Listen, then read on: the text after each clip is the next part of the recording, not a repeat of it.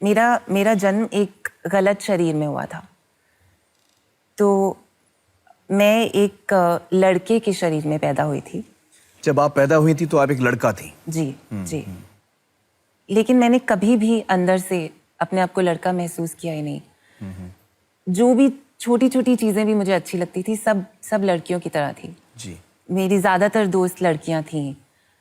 मुझे उनके साथ घर घर खेलना अच्छा लगता था। मम्मी के कपड़े में जब वो जाती थी घर से तो मैं मम्मी के कपड़े पहन लेती थी, उनके दुपट्टे के साथ खेलती थी। तो किस उम्र में आपको ये चीजें समझ में आने लगी? क्योंकि बच्चा जब बहुत छोटा होता है तो ये सारी चीजें शायद उसको एहसास ना हो। आप मान लीजिए 5 साल की उम्र से। जी जी।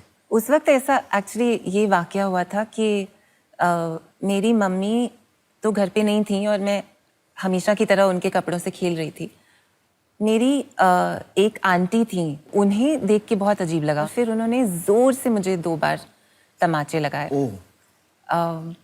मैं यहाँ पे लोगों को बताऊं कि क्योंकि मुझे भी थोड़ा कंफ्यूजन हो रहा है। जी। आपको मैं देखता हूँ तो मुझे आप लड़की नजर आती हैं। जी। तो जब आप बोलती हैं आप 5 साल की, तो मैं अपने माइंड में लड़की इमेजिन करता हूँ।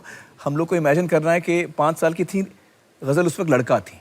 जी। उस उम्र में ये वाकया हुआ आपके साथ। जी। और आपकी आंटी ने आपको उस वक्त मारा। जी। तो उस वक्त आपको क्या महसूस हुआ? उस वक्त मुझे पहली बार मुझे ये समझ में आया कि जो मैं अपने आप को समझ रही हूँ वो मैं दूसरों की नज़र में नहीं हूँ, कि कुछ गड़बड़ है मेरे शरीर में और मेरे आत्मा में। मेरी आत्मा का जो लिंग था, जेंडर था, वो मेरे शरीर के जेंडर से बिल्कुल ऑपोजिट था, अलग था। और ये बात बहुत धीरे धीरे और समझ में आती गई जैसे मैं और बड़ी होती गई। जी। लेकिन किसी को भी मैं बहुत देर तक ये बता नहीं पाई। डर और ज़्यादा इसलिए भी लगता था क्योंकि स्कूल में सब बहुत चिढ़ाते थे, मुझे नाम बुलाते थे, कोई छक्का बोलता था। क्योंकि मेरे हाव भाव थोड़े फेमिनिन थे, हमेशा लड़कियों की तरह थे, इसलिए। मुसीबत ये थी कि मुझे पता था कि मुझे इन्हें कंट्रोल करना है, मुझे अपने आप को ज़्यादा लड़कियों जैसा नहीं दिखाना है, क्योंकि लोग मजाक उड़ाते थे वरना। जी। तो मैं अपनी पहचान को और दबाने की खुद ही कोशिश करती थी। तो एक तरह से एक कैद थी वो।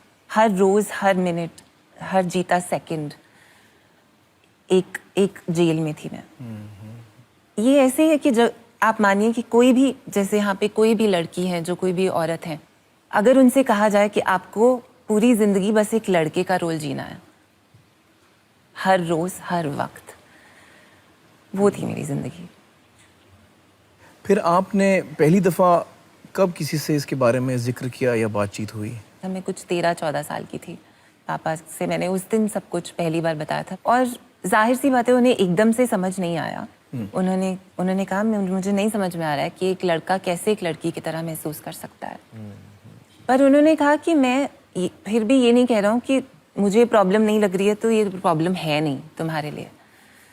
मैं समझने की कोशिश करूंगा, लेकिन ये शायद एक दौर हो, एक फेज हो जो निकल जाएगा। लेकिन फिर बड़े होते होते जब मैं 16 साल की हुई, वैसे भी एक टीनेज होती है, आप अपने आसपास और लोगों को देखते हैं, किसी का रोमांस हो रहा है, लोग डेट पे जा रहे हैं और क्लास में रिलेशनशिप्स बन रहे हैं, और मुझे लग रहा था कि मैं हमेशा अकेली रहूँगी, कि मेरी लाइफ में कभी भी ये नहीं आएगा। सो मैं काफ़ी ज़्यादा डिप्रेस्ड थी और पढ़ाई नहीं कर पा रही थी। तो मैं एग्ज़ाम के पहले दिन सुबह मैं घर छोड़ के चली गई। मैंने कुछ पैसे चुराए घर से और मैंने दिल्ली की ट्रेन पकड़ ली। जैसे ही ट्रेन पटियाला से निकली, मेरे रोंगटे खड़े हो गए थे। मुझे एकदम से बहुत डर लगा।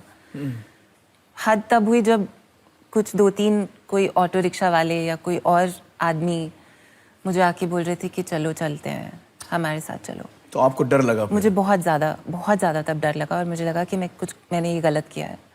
तो मैंने एक एसटीडी से फ़ोन किया, मम्मी ने उठाया और वो रो रही थी। उन्होंने कहा तुम प्लीज़ वापस आ जाओ, हम तुम्हें कुछ नहीं कहेंगे। तो मैंने बोला कि हाँ, मैं सुबह आ जाऊँगा।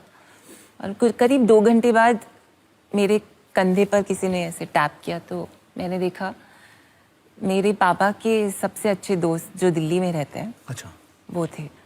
पापा ने उन्हें फ़ोन कर दिया था, फिर वो मुझे अपने घर ले गए और सुबह पापा ड्राइव करके आए थे पटियाला से। वापस ले जाते टाइम उनकी आंखों में आंसू थे। उन्होंने कहा कि मैंने हमेशा तुम्हारा दोस्त बनने की कोशिश की है, तुम मुझसे बात क्यों नहीं कर सकते, ये करने की क्या ज़रूरत थी। मैंने उन्हें बताया वही प्रॉब्लम है, वो फेज़ गुजरा नहीं, वो ख़त्म नहीं हुआ, मुझे लगता है कभी ख़त्म होगा भी नहीं। तो उन्होंने कहा हम समझते हैं, तुम हमसे बात तो किया करो, तुमने उसके बाद कभी बात नहीं की। तो हमें लगा शायद सब ठीक है। ये इतना बड़ा सपोर्ट रहा है मेरी लाइफ में मेरे माँ बाप का, जो मैं मतलब शब्दों में मैं बयान नहीं कर सकती उसको जी। वो एक बड़ा मोड़ था मेरी ज़िंदगी में, जब मुझे लगा कि मुझे अपनी ज़िंदगी ऐसे वेस्ट नहीं करनी है, मुझे कुछ करना है आगे। तब मैंने बहुत पढ़ाई की, इंजीनियरिंग में मेरा एडमिशन हुआ। कॉलेज के बाद इन्फोसिस में मेरा कॉलेज से प्लेसमेंट हो गया था।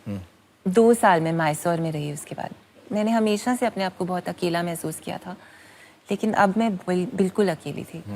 मुझे लगता था कि जो मेरी ज़िंदगी का जो सबसे बड़ा सपना है कि मुझे अपना शरीर बदलना है, अपना शरीर सही करना है मेडिकली, वो तो शायद मैं ना कर पाऊँ, शायद बहुत देर तक ना कर पाऊँ। तो मैंने सोचा एटलीस्ट मेरा जो दूसरा बड़ा सपना है ज़िंदगी का वो तो पूरा कर लूँ, फिल्म्स में काम करने का जो मेरा सपना था बचपन से।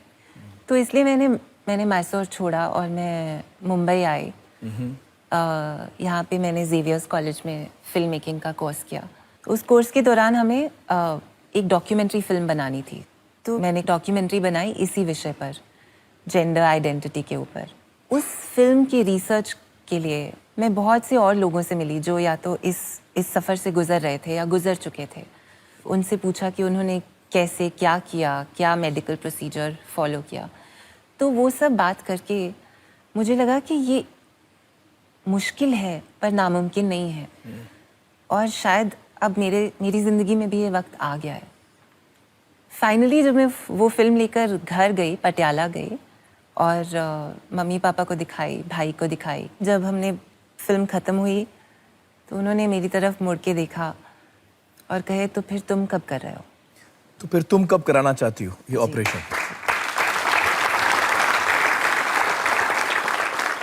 वो टर्निंग पॉइंट था। उसके बाद मुझे पीछे मुड़ के नहीं देखना पड़ा, और मैंने एक लंबा सा ईमेल लिख के मैंने अपने सब दोस्तों, सब रिश्तेदारों, सब पहचान वालों को बताया कि आपको मेरे बारे में ये सच नहीं मालूम, और असल में मैं एक लड़की हूँ। अंदर से मैं एक लड़की हूँ, शरीर मैंने लड़के का पाया है। जी। तो अब मैं अपने शरीर को भी बदलने जा रही हूँ। जी। मुझे सबसे बड़ी खुशी इस बात की है कि उनमें से किसी ने भी, जो भी लोग मेरी ज़िंदगी में इम्पोर्टेंट थे, कोई भी छूटा नहीं। सब उस ज़िंदगी से मेरे साथ, इस ज़िंदगी में मेरे साथ आए हैं।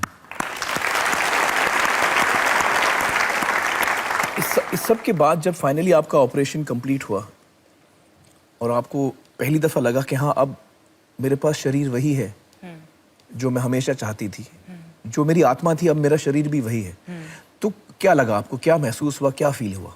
सर्जरी के बाद जब नर्स ने पट्टी खोलकर बताया, दिखाया, तो वो हैरान थी मेरा रिएक्शन देखकर। वो बोली कि दूसरी लड़कियां तो उछलने कूदने लगती हैं, बहुत खुश हो जाती हैं, लेकिन मैं बहुत बहुत शांत महसूस कर रही थी। मुझे लग रहा था कि यही तो होना चाहिए था, यही तो सही है। इसमें क्या है? एक्साइटमेंट नहीं था, वो पीस था कि जो रूह है वो पहली बार शरीर के साथ। हाँ, पहली दफा आपको शांति महसूस हुई? जी, बहुत ज्यादा शांति। मुझे हर रोज ऐसा लगता है जैसे एक गिफ्ट है, एक तोहफा है। मुझे हर रोज मैं आज़ाद महसूस करती हूँ। जेल खत्म हो गई है, और मुझे लगता है कि अभी मतलब एक 6-7 साल की लड़की हूँ। अभी आपकी जिंदगी शुरू हुई है। अभी शुरू हुई है, अभी शुरू हुई है। अब आपको लोग देखते हैं, बहुत सारे लड़के देखते होंगे, they must be finding you attractive. हाँ, How do you feel? वो अटेंशन मुझे लगता है बहुत बड़ी बात है मेरे लिए। मुझे ऑब्वियसली अच्छा लगता है। मैं सोचती हूँ ठीक है थोड़ा लेट आया तो कोई बात नहीं। गजल, मुझे बताइए, आज आप जब अपनी जिंदगी को आगे देखती हैं तो आपके क्या सपने हैं? इस वक्त तो सपना ये है कि मेरी एक फिल्म रिलीज हो जाए। तो मेरे लिए भी कोई अच्छी कहानी लिखी है और मेरे पास लाई है। I'd love to read the script. I'll be very happy to bring you something. उसके अलावा मैं दुनिया घूमना चाहती हूँ, दूसरा सपना है। और तीसरा सपना ऑफ कोर्स मेरा ये है कि अगर कोई अच्छा पार्टनर मुझे मिला तो बहुत अच्छा होगा, कोई जीवन साथी। लेकिन एक ही बहुत ज़रूरी बात है मेरे हिसाब से। कई लोग जब इस बारे में जानते हैं तो कई लोग ऐसा सोच लेते हैं कि अच्छा इसने सेक्स इसलिए चेंज कराया होगा ताकि ये लड़कों के साथ रिलेशनशिप कर सके। ये गलतफहमी मैं चाहती हूँ लोगों की दूर हो, क्योंकि वो मैंने इसलिए नहीं किया कि मुझे किसी और से प्यार हो, वो मैंने इसलिए किया क्योंकि मुझे अपने आप से प्यार करना था। गजल, हमने सुना है कि आप बड़ा अच्छा गाती हैं। मैं कुछ सुनाई? ओके।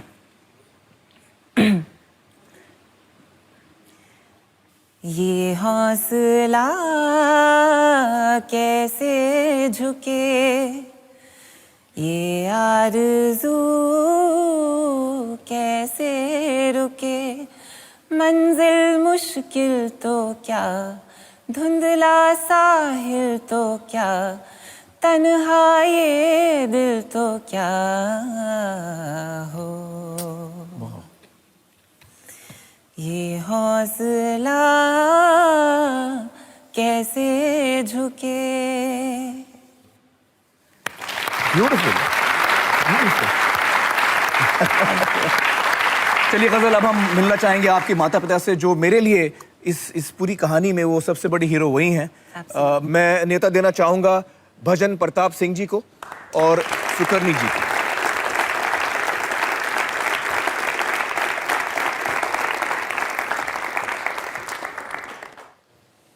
जब आपने फैसला किया गजल के साथ कि आप लोग लिंग बदलेंगे, सेक्स चेंज करेंगे, तो उस वक्त आपको दिक्कत हुई होगी या ये शायद तकलीफ भी हुई होगी कि आसपास के लोगों को कैसे समझाएं या बाकी परिवार वालों को कैसे समझाएं, ये बात आपके मन में आई थी? हाँ आमिर जी, मैं थोड़ा मुश्किल दौर से गुजरी थी तब। मुझे बहुत बुरा लग रहा था कि इसको इतनी तकलीफ क्यों भगवान ने दी है। आज वैसे मैं बहुत फ़ख्र से कह सकती हूँ कि मैं गज़ल की माँ हूँ। इसने हमें बहुत सारी खुशियाँ दी हैं। तो जब आपने फर्स्ट डिसाइड किया पहली दफ़ा, तो आप लोगों ने क्या फैसला किया कि कैसे लोगों को बताएंगे, या कुछ उसके बारे में सोचा आप लोगों ने? तो तब हमने थोड़ा महसूस किया कि अब अगर इसका सेक्स चेंज हो ही गया है तो ये अब दिखने में लड़की ही होगी, तो एकदम से पड़ोसियों को ऐसे मुश्किल उनको भी लगेगी, इसको भी लगेगी। तो तब हमने डिसाइड किया कि हम पड़ोसियों को खुद ही जाके तो समझा के उनको बता देंगे। तो उनको हमने बारी बारी से सबको जाके समझाया। लेकिन मैं ये कहना चाहती हूँ कि ये बहुत बहुत बड़ी हिम्मत का काम है कि आप अपने मोहल्ले के हर घर में जाकर ये बात बताना कि हमारे बच्चे को ये प्रॉब्लम थी और अब उसका ये सोल्यूशन हो चुका है, और हम चाहते हैं कि आप उसको उसी तरह माने, कबूल करें, उसको स्वीकार करें, उसी तरह माने और उससे उसी तरह बर्ताव करें। जी जी। दोस्तों, इस वक्त हम लोग 3G लिंक के जरिए बात करेंगे गजल के मोहल्ले वालों से पटियाला में। जी। नमस्कार, बहुत बहुत शुक्रिया हमारे साथ जुड़ने का। तो जब आपको पता चला कि गजल लड़के से लड़की बनना चाहती है, तो आप लोगों का क्या रिएक्शन था? जब उसने डिसाइड किया कि मैंने जाना है इस चेंज के लिए, तो उसने फ़ोन पे मेरे साथ बात की थी कि आपको कैसे लग रहा है। तो मैंने उसको सिर्फ यही कहा था कि जो लोग तुम्हें प्यार करते हैं, तुम्हारे फ्रेंड्स, तुम्हारे रिलेटिव्स, दिल कीप लविंग यू, उनको कोई फ़र्क नहीं पड़ेगा आप कपड़ों के पीछे क्या हो। तो बिल्कुल आप सही। जा सकते हो इस चेंज के लिए। हम आपको वैसे ही प्यार करेंगे जैसे हम अब करते हैं, रादर ज़्यादा करेंगे, क्योंकि हमें लगेगा कि आप खुश हो। That's all. मेरे को, मैं पर्सनल एक्सपीरियंस यही बोलूँगी कि मुझे 101% खुशी भी हुई। पहले ज़रूर थोड़ा सा धक्का लगा था, उसके बाद बहुत अच्छा लगता है। गुन्नू इतना अच्छा नहीं था जो गज़ल इतनी सुंदर बनी है। she is the most graceful girl I have seen in our family. क्या बात है। बहुत बहुत शुक्रिया हमसे बातचीत करने का। Thank you so much. Thank you. देखिए, जब माँ बाप स्वीकार करते हैं तो उसके साथ साथ आसपास के लोग भी एक्सेप्ट कर लेते हैं जब माँ बाप एक्सेप्ट करते हैं। हाँ, ये तो है। और उन्होंने किया भी है। हाँ हाँ, इसलिए मेरे लिए आप दोनों इतने बड़े हीरोज हैं। Thank you sir. मेरी दुआ है कि सारे बच्चों को आप जैसे माँ बाप मिले। बहुत बहुत शुक्रिया यहाँ पर आप लोग आए और हमसे बातचीत Thank की। you very much. और मैं खास तौर से आप लोगों को सैल्यूट करना चाहता हूँ क्योंकि आप लोग एकदम सुपर डुपर पेरेंट्स हैं। आप भी बहुत आप गले लगिए, गले लगिए।